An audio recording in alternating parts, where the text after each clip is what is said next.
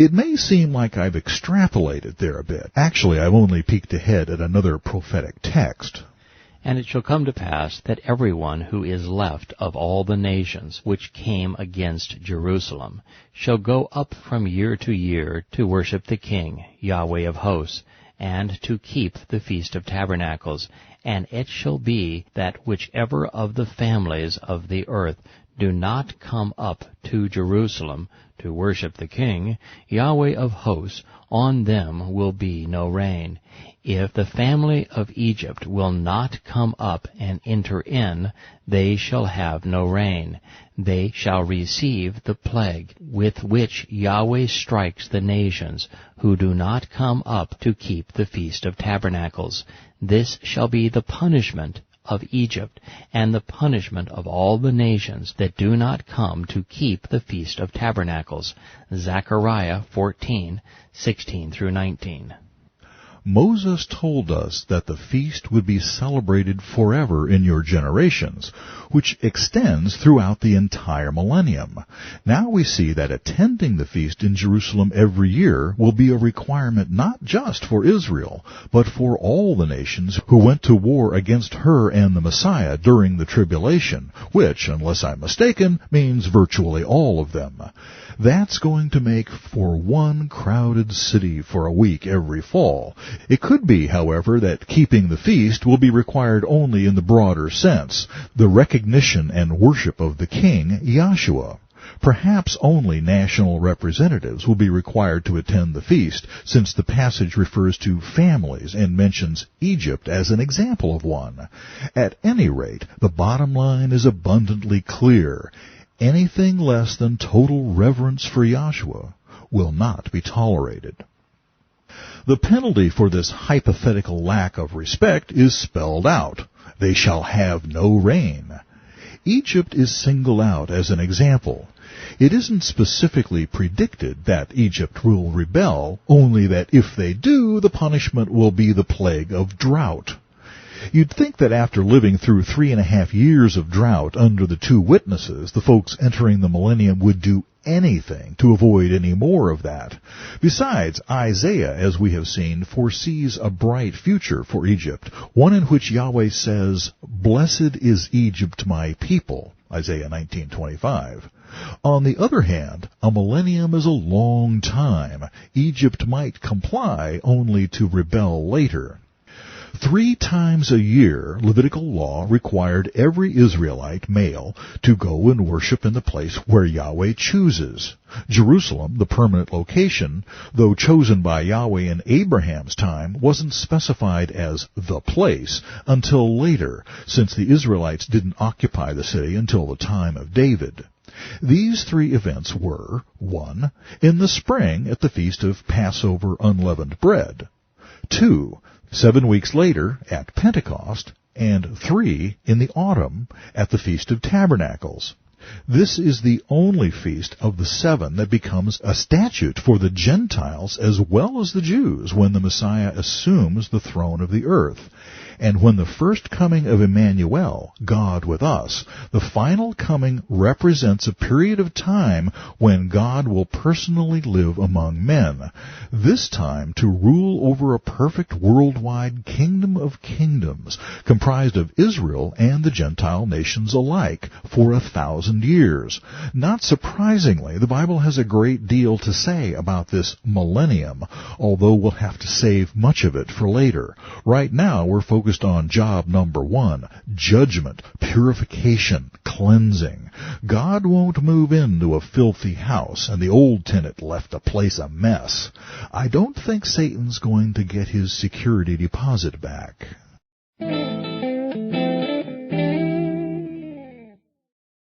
For those who manage to stay alive on earth during the Feast of Tabernacles, I imagine that the sigh of relief will sound like the air being let out of 1,000 tires.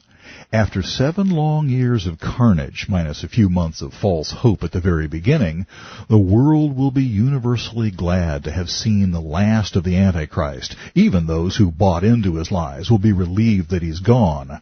But because the Bible will have been suppressed for a decade or more, few on earth will know what's coming, or will know who this new leader really is. Many will be quite unaware that the regime change happening in Israel is anything more than politics as usual. Their attitude, at least in the beginning, will be, meet the new boss, same as the old boss, just as in the Who's old rock anthem.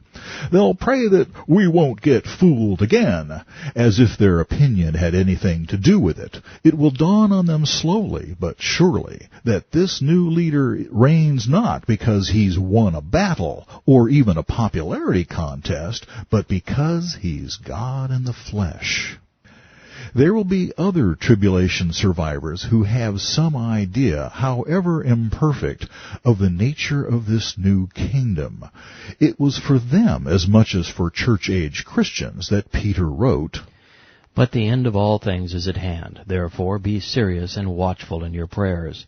Beloved, do not think it strange concerning the fiery trial, which is to try you, as though some strange thing happened to you, but rejoice to the extent that you partake of the Messiah's suffering, that when his glory is revealed, you may be glad with exceeding joy." 1 Peter 4:7, 12 through 13.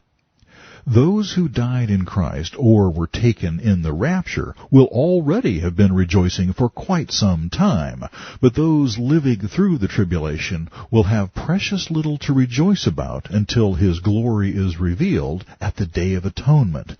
Peter's encouragement continues. "The genuineness of your faith being much more precious than gold that perishes, though it is tested by fire, will be found to praise, honor, and glory at the revelation of Yeshua the Messiah."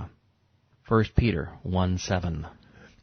In every age, God has considered our faith a precious thing, a sincere expression of our desire to know Him and reciprocate His love. How much more so in the coming unpleasantness, when it will be tested to the breaking point. The writer of Hebrews concurs, quoting the prophet Habakkuk. "For you have need of endurance, so that after you have done the will of God, you may receive the promise. For yet a little while, and he who is coming will come and will not tarry. Now the just shall live by faith. But if anyone draws back, my soul has no pleasure in him. But we are not of those who draw back to perdition, but of those who believe to the saving of the soul."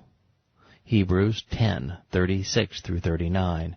See also Habakkuk 2:3 through 4. These words are valuable encouragement to those on this side of the rapture, but they'll be doubly so to any believers who read them during the tribulation. To the new believers of the last days, endurance will mean more than merely hanging in there, keeping a low profile and avoiding the Antichrist's goon squads. It's not a matter of how well they can hide, but of having the courage to do the will of God. And what precisely is that in the context of the tribulation? Yahshua addressed that very thing during the Olivet Discourse. "When the Son of Man comes in his glory, and all of the set-apart messengers with him, then he will sit on the throne of his glory. All the nations will be gathered before him, and he will separate them one from another, as a shepherd divides his sheep from the goats." Note first that Yahshua is confirming his claim of deity here, as well as the concept of a future advent, presumably leaving Peter, James, John, and Andrew wondering about what would happen in the short term. Everyone left alive on the earth will be placed into one group or another. Notice that the sheep are said to be his, but the goats are not. They belong to no one at all, or worse, to Satan himself. "And he will set the sheep on his right hand, but the goats on his left. Then the king will say to those on his right hand, Come, you blessed of my Father, inherit the kingdom prepared for you from the foundation of the world. For I was hungry, and you gave me food. I was thirsty, and you gave me drink. I was a stranger, and you took me in. I was naked, and you clothed me. I was sick, and you visited me. I was in prison, and you came to me. What? No doctrinal stance? No theological position? No creed? Nope.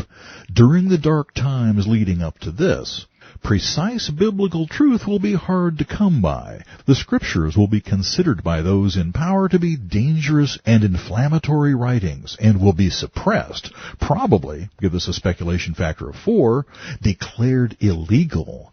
But the 144,000 Jewish witnesses and the angelic evangelists will be delivering their simple message. The Messiah is coming. Trust Him. Faith in those days will be basic and binary. On or off. Yes or no. Take it or leave it. And the evidence of that faith will be just as simple. Supplying the needs of the king. His food, drink, shelter, clothing, medical aid, and encouragement. Huh? Meeting the king's needs? Those showing their faith in this way will have no idea they're doing any such thing. They're merely doing what they know to be right because it's right, regardless of the possible negative repercussions. Yahshua explains. Then the righteous will answer him, saying, Master, when did we see you hungry and feed you, or thirsty and give you drink? When did we see you a stranger and take you in, or naked and clothe you? Or when did we see you sick or in prison and come to you? And the king will answer and say to them, Assuredly I say to you, inasmuch as you did it to one of the least of these my brethren, you did it to me. The salient question then is, who are these my brethren? Hold that thought for a moment while we look at the converse situation, the goats. Then he will say to those on the left hand, Depart from me, you cursed, into the everlasting fire presented for the devil and his angels. For I was hungry, and you gave me no food. I was thirsty, and you gave me no drink. I was a stranger, and you did not take me in. Naked, and you did not clothe me. Sick and in prison, and you did not visit me. Then also will answer him, saying, Master, when did we see you hungry or thirsty or a stranger or naked or sick or in prison, and did not minister to you? Then he will answer them, saying, Assuredly, I say to you, inasmuch as you did not do it to the least of these, you did not do it to me. And these will go away to the everlasting punishment, but the righteous to everlasting life. Matthew 25:31-46. Again, who are these surrogates for the king? They probably aren't the tribulation believers in general, because that group are identified as the sheep who took care of them. Nor are they the tribulation martyrs, for the brethren are pictured as being alive but in need. I believe they are, at the very least, the 144,000 witnesses, those whose bold words made them prime targets for the Antichrist's wrath. Yes, they were sealed. They couldn't be killed by the powers of Satan, but that doesn't mean they had an easy time of it. They still needed food, drink, clothing, and shelter. Some were no doubt captured, beaten, and thrown into prison, where only the care of courageous believers kept them from despair and, if it were possible, death. In the broader sense, the brethren might be Israelites in general, for as Daniel and John remind us, Israel will go through 3.5 years of exile in the wilderness, a time when they have no power at all. Since it is Yahshua who calls them my brethren, every Jew potentially fits the description. At any rate, all of the survivors in the whole earth will be called before the reigning Messiah. He himself promised, For the Son of Man will come in glory of his Father with the messengers, and he will reward each according to his works. Matthew 16:27. And these tribulation survivors? they will give an account to him who is ready to judge the living and the dead. 1 Peter 4:5, 2 Timothy 4:1.